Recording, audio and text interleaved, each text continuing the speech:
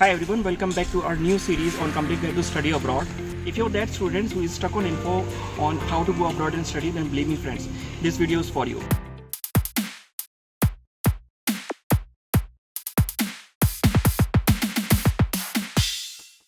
So today we are going to discuss about the PhD program abroad, and this video will be divided into 4 segments. Let's start with the first one. So today we have a new student with us who is pursuing PhD abroad. So let's hear about her in our own words. Hi, my name is Prajakta, and I have recently enrolled in the PhD program at Charles University, which is in Prague, which is situated in Czech Republic. So Prajakta, can you further let us know what was your plan and how you prepared for applying a PhD abroad? After my masters, I finally decided to go for higher education. My major goal was to apply in Europe only, because I didn't want to apply in US. So I have shortlisted various countries in Europe like Germany, France, then Italy, then Netherlands, Denmark, Sweden were the first choices for me that I wanted to apply. Then after that, I shortlisted the universities that I wanted to apply, and the universities in which the professors were there, whose area of research was in align with my area of interest. So after that, after shortlisting the professor and the universities affiliated, I have started applying. So Prajakta, asking a question on that, like you shortlisted few countries at the university for both. So can you also let us know like, how you shortlisted those countries? So my very first criteria was the time duration for PhD. So most of the European countries provide your PhD within 3 to 4 years. So that was my first criteria. Then the fellowship associated with the PhD program was the second criteria, because in foreign your PhD is not considered as an education but as a job. So that was my second criteria. And third, obviously the ease of travel and ease of access throughout the Europe. So on that basis. So let us know like do all the PhD courses in abroad are fully funded? I would say most of the PhD programs in abroad are fully funded, except for UK and Ireland, because in there they provide fellowship only for the EU students, and other country students are not allowed to get that fellowship. But other European countries like Germany, or other Eastern European countries like Slovakia, Czech Republic, or Austria, they provide you with the fully funded fellowship. Can you also let us know, like, I think it's a very rigorous and very long process, so what was your timeline in your case? So I would say starting from deciding that I have to go to PhD, then finally getting to the admission to the PhD course, it may take anywhere around 1 year to 1.5 years. If your luck is very good, otherwise it may take even more, but within 1 year you should be able to get admission in a PhD program. So like as you said, like it takes almost around like 1 year, and it's really a very big duration. So also can you tell us like how you prepare yourself like mentally and stress-free? It was really not easy for me to be stress-free while applying through all the procedure, because you see, when we start to apply in any of the program, I got many rejection mails, and sometimes I do not even used to get the rejection mails. So you have to keep yourself motivated throughout all these procedure, I would say. That is the criteria, means you have to be patient and keep yourself.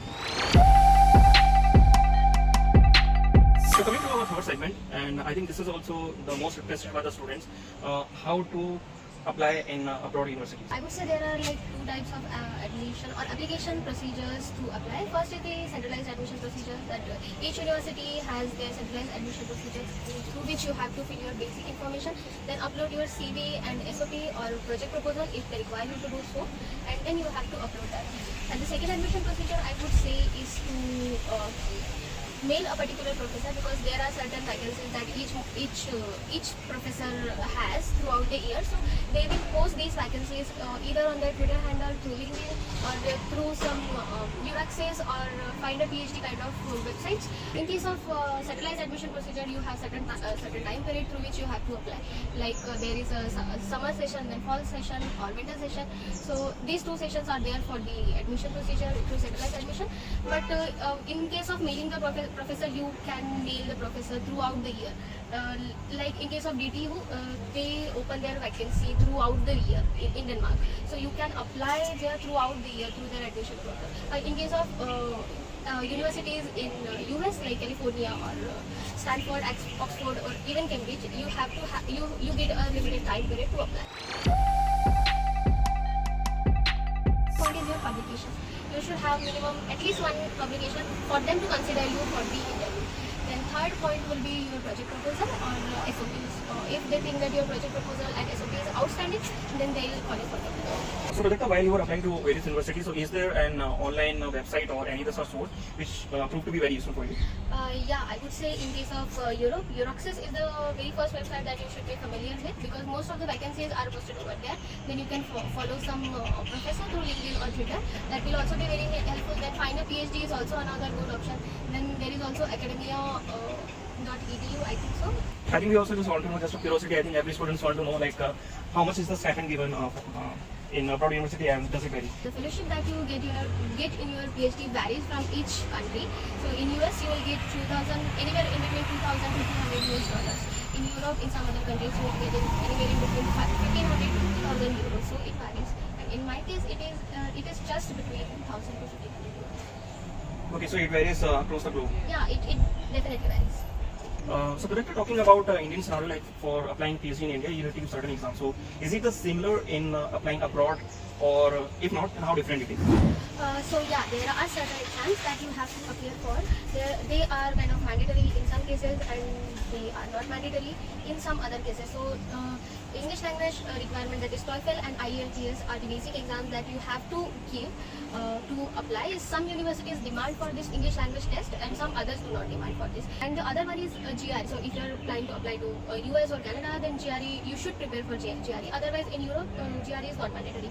And apart from that, if you are applying for any Middle Eastern countries like Saudi or Dubai, Saudi or UAE, then there also they will ask you for GRE and English language test. So yeah. Is there also a weightage on your like institute? Like is it, if you are from IIT or NIT, then there is a high probability, does it matter? Honestly, for the abroad applications, it doesn't matter as much. What matters is your publications and your experience. So even if you are not from IIT or NIT, you can as well apply. It doesn't make a difference. So thank you so much, Prajakta, for joining with us today, and we wish you good luck for the journey ahead. Thank you so much. It was great talking to you. So that's all from today's video of studying abroad. Do let us know in the comment down below in case if you missed out anything or if you want further details on any topic. And thank you so much for your time. And this is all today from the video of study abroad. आपको ये video अगर अच्छा लगा तो please press the like button, जो कि हमारे video और लोगों तक पहुंचाने में काफी हेल्प करता है. और अगर आप चैनल पर नए हैं, please subscribe the channel and press the bell icon. With that said, I will see you in my next destination. Till then, take care. Bye bye. धन्यवाद.